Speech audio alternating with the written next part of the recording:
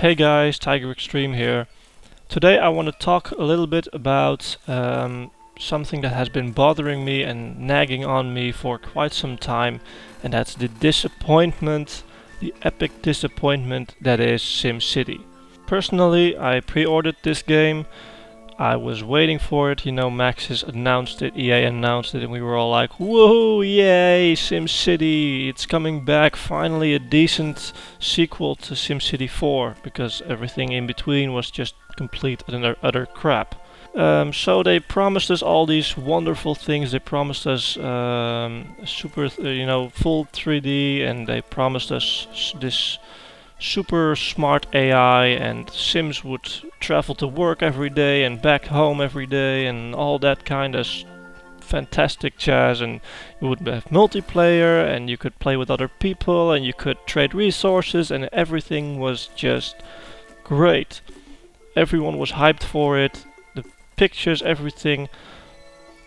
Everyone was waiting for this game, and then the game launched and it had epic failure written all over it.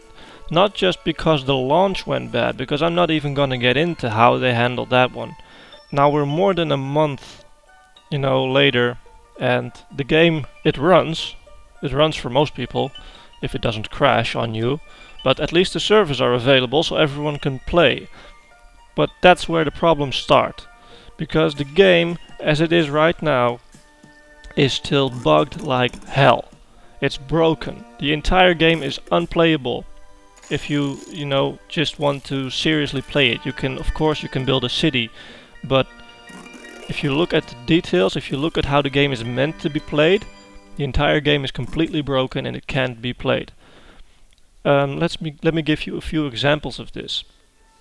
There are a couple of bugs in the game, and the game was released this way. Keep this in mind. This is not bugs that came out of creating patches or whatever.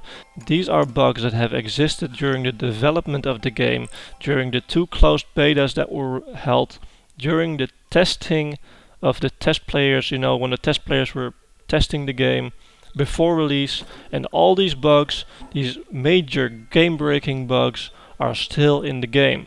There's no excuse for something like this. There are bugs in here that you can't possibly miss. They are so big that even a child, even a retarded child would be able to make these bugs out and go, oh my god, how did you not see this during development? You can't release a game this way, seriously. So, here are some of the bugs and annoyances in SimCity that annoy me personally, and probably a few other people. And I'm gonna start with something not completely super important, but still. Road guides. The lines that you use to lay down the roads and determine city spacing. In the game, it's advertised as being a tool that will help you get the best city spacing available. So the most buildings per that you can have in a small city tile that you have. But as I already made clear in one of my previous videos about SimCity, the road tools are inherently broken, because the space they give you is not the ideal space that you can space buildings in. If you want to see what I mean exactly, then just click on the annotation right here and it will take you to the video, and it will describe exactly how the road guides are broken. So that's one. I read some interviews about why they used the road tools the way they did, and it was because of some quote-unquote technical difficulty that they chose to do it this way for some reason, even though it works perfectly the way I did it in my video. So that's the first one. Second one is, aside from the small city tiles, everyone's bitching about how small the cities are, and according to Maxis there's again a technical reason for that, and if that's true, because I'm not really trusting them on anything they say at this point. If it's true what they say, then I understand why they did it this way, why they chose for the small city tiles, because they want to cater to smaller computer systems. And some older systems, the hardware wouldn't be able to handle a larger city because of all the simulation going on. So, aside from the small city spaces, Why do all the ploppable buildings, from police stations to recycling centers to power plants, why does everything have to waste so much space? Whenever I plop down a police station or a fire station or whatever, any building that you can expand with the upgrade thingies and stuff, I am always left with huge amounts of open land and space that I can't build anything. I can't even build a park there. I can't build houses there. I can't build any kind of zone there. I can't even build trees in those areas. It's just flat grass. I can't do anything with it. So why, if you are giving us these small patches of land to build on, why are you going out of your way to make sure that every building wastes as much space as possible? At least give us an option to, keep the buildings as compact as we want them to be. Okay, so that's the kind of annoyances that are in the game. But now let's head to some actually game-breaking bugs, because those exist just the same. Such as the fire trucks. Everyone who's played SimCity. Biggest annoyance with fire trucks? Every fire truck goes to the same fire every single time. Even if there are 10 fires going on in your city at the same time, the fire trucks, even if you have 10 of them, all 10 fire trucks will go to the same fire, put the fire out, go to the next fire. And that's just, how did you, during development, during the game testing, during play testing, I know the developers played the game extensively before it was released. The developers, and I mean like Kip and Ocean Quigley, the top lead guys, How did you not see this? How can you miss this? How can you miss 10 fire trucks going to the same fire and going, oh, well, that's meant to be that way? No, it's not meant to be that way. If I have 10 fire trucks and 10 fires going on in my city, I want all fire trucks to go to a separate fire. That's what happens in real life, unless it's a huge fire, So I don't get that. But that's not all.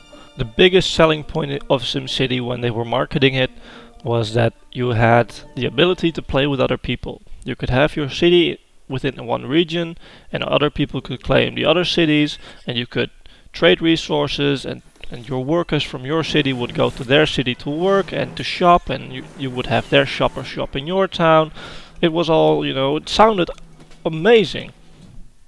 And when the game was released, none of this worked. Why? How can the core mechanic that you advertised your game on, how can that not work?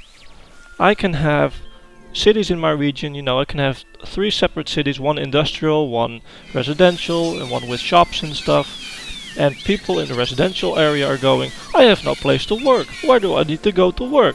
Even though there is a city on the other side of the freeway that has like thousands of open jobs, and the factories there are complaining they don't have any workers.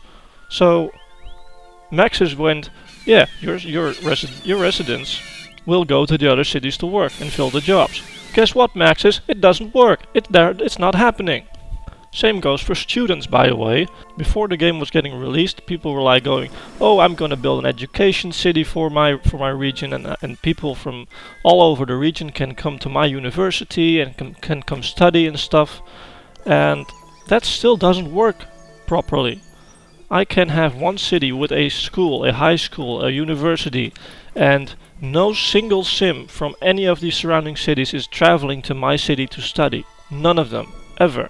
Which means that if you want to build let's say an industrial city without schools or whatever, you can't do that. You'll always stay in the polluting, dirty industry, because the people in your city are not traveling to the other cities to get an education and to get smarter. As a result, that also means that cities without schools are, by definition, never getting high-tech industry. The idea of multiplayer is that you can have your industrial city, you can have some houses and some residents, and then those residents go to your neighboring city, which has schools and residents and shops and stuff. They go there to have their education, they come back, and because they get smarter, your industry city starts developing into high tech. But that doesn't happen. Game broken. But by far the largest issue I have with SimCity is that the AI that is used to direct the Sims and traffic and stuff like that is completely retarded. It has been designed almost like by some idiot.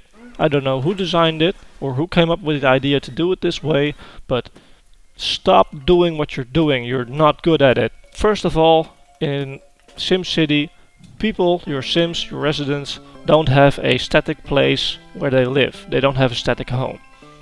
They move into a house and then in the morning they go to work and they go driving around the city as long as they need to find a job. Until there's a factory with an open job slot.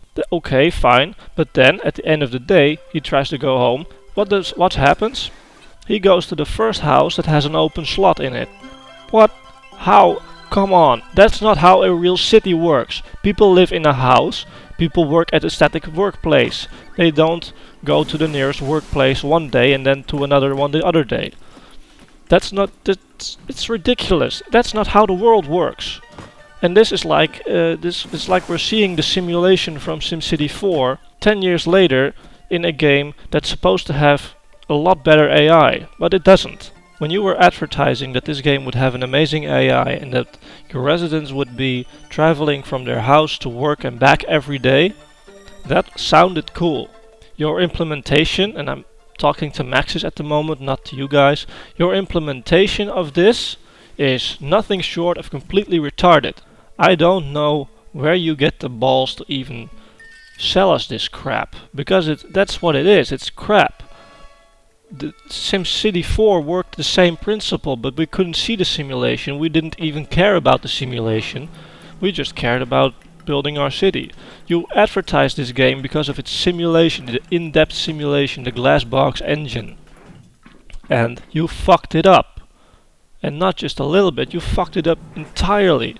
And with that, because the simulation isn't as deep as we were promised at first, I'm starting to question if the small city sizes, if that was a decision because they needed it for the hardware requirements, so that smaller computers could still run the game, or if this is just another attempt by Maxis or EA or both to sell us those larger maps in the DLC packs that are undoubtedly coming in the future.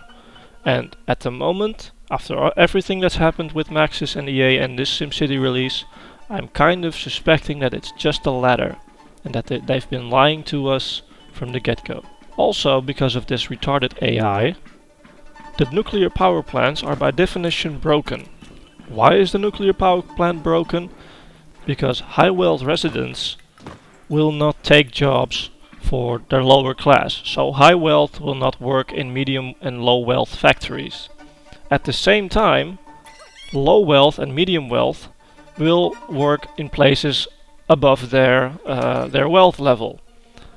A nuclear power plant requires at least, and I think at least medium wealth or medium educated people. Educated people who had an education, and it will say in the little pop-up screen that someone is educated. That's the people that need to be working at a nuclear power plant. For some reason, the nuclear power plant does not look at education level. So that means that people without an education, if those people are the first to pass the nuclear power plant in the morning, when all the Sims are randomly looking for a job, that they are the first to fill the jobs. And that means that your nuclear power plant can be completely safe one day and a complete hazard the next. It's never guaranteed that it can't melt down, because every single day the odds of uneducated workers working in your nuclear power plant it's super high. And even if your entire city has an educated workforce, you'll see that the game just screws you over and gets some uneducated workers from another city to work in your nuclear power plant. How hard? Seriously, I'm questioning this just loudly because I don't know the answer. How can you program a nuclear power plant that has a requirement for educated residents and not tell it to ignore uneducated workers? Do you think in the real world that if I were to apply to a nuclear power plant. They would just go over, oh, you don't have an education in nuclear power plant physics, whatever. You don't even know how to operate this plant. You're a safety hazard. But we don't care. Here's your badge, here's your ID. Please find any kind of workstation, preferably the most dangerous that you can find in this entire plant, and we'll see how it goes from there. No, that doesn't work. You won't even get near a nuclear power plant if you don't have the proper papers, let alone people who aren't educated to work in them. And of course we have the traffic issues, which is, when you're programming an AI, and I mean, I think this is AI programming 101, have an entity or an agent go from spot A to spot B in the least amount of time. I think that's one of the first lessons if you were to read a book in AI programming for dummies. The first lesson you would get is how to get an agent from point A to point B in the shortest route. And apparently the Maxis developers thought, oh, hey, we can get agents from point A to point B in the least amount of time. We're done. No, you're not done, you idiots. What happens right now in SimCity is that when an agent goes from home to their job, they take the shortest route available. Regardless if it's full of traffic, if there's a major traffic jam, doesn't matter. They will happily sit in traffic all day long because they're convinced that it's the quickest or shortest route available. God forbid that you would program your AI to actually look for other routes or alternative routes or whatever. To make matters worse, the public transport is hardly being used. I read a dev blog on how the streetcars work, and you won't believe this. Streetcars leave their depot in the morning and randomly go about the city. You know how you have a track. Streetcars have a track on the road, and the streetcars follow that track. But still, it goes randomly from stop to stop, making a completely random pattern through the city, just passing up any stop that has people waiting just because there's a stop down the road where more people are waiting. I don't know. In real life, a streetcar just stops at every stop, period. Simple. It lets off the people that want to get off, it lets on the people that want to get on, and it does its route thing. So, streetcars broken as well, among many other things. The fact that you can put out a game with this many game-breaking bugs, and this is just, I just mentioned like 12 of these things, and there are many, many more. And the fact that you can release a game with this many game-breaking bugs in it is just astounding. It's I don't even have any words for it. It's insulting. That's what it is. It's insulting to your fan base that has been waiting for a new SimCity game and has been loyally watching you for like 8-10 years and has been praising you as a company from day one. I'm a long-time SimCity fan. I didn't play SimCity from the first game. I started in SimCity 3000 and played my games from there. But Maxis has always been one of my most respected developers because they always make great games, you know. Sims is fun until EA decided to make a milk cow out of it. And SimCity games were I've played so much SimCity, so many hours of SimCity, thousands of hours. SimCity 4, I might add, thousands of hours of SimCity 4. So Maxis has always been one of my most respected developers. And to be very honest, with the way they handled SimCity, the way they built SimCity, and looking at what they promised us and what they delivered us, with excuses and this poorly constructed game that's broken on every single side, you look at it, I'm sorry Maxis, you've lost my support, you lost my respect. That's just how it works. And I don't know if this was EA's influence, that they put pressure on you as a company to deliver this product on time and with the least amount of money spendable. I don't know if that was EA's influence, but I already know that, I lost my respect for EA decades ago, if I ever had any at all. And it's a shame that a company like Maxis now follows in their steps and loses whatever respect they had left in the game industry and just throws it away because of this gigantic fuck up.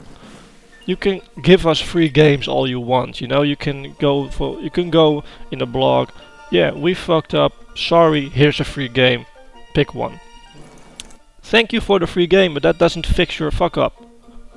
I'm curious to see how Maxis is gonna handle this game in the future, if there are, or what kind of DLC packs there are on the way, if the larger maps are paid DLC or not, if any of these game-breaking issues that I talked about in this video are ever going to get fixed at all. But even if everything gets fixed, it turns out to be a great game. SimCity is by far the most disappointing game in 2013. I'm genuinely sorry that I bought it. Seriously, if I buy a game, a $60 game, or whatever, 60 euros here in Europe, then I want a good game. This isn't it. This is disappointing. And if I could, I would want my money back, and I would never spend it on a Maxis game again. That's just how I feel about it, and I'm sorry I have to feel about it, but Maxis has, lost my respect. That's just how it is. So yeah, I have the game in my origin now. I can't return it. I don't even have the physical version. I have a digital version, so I can't even use it as a coaster. Thank you for listening to my rant. This is something I had to just get off my chest at some point because it's really annoyed me.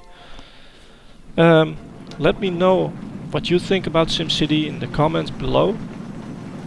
If you think that the game is broken, if you don't think the game is broken, if you, knowing what you know now, would you have bought it for the full price? Do you think it's worth the full price at any rate? Let me know in the comments, and thank you for listening, and I'll see you later.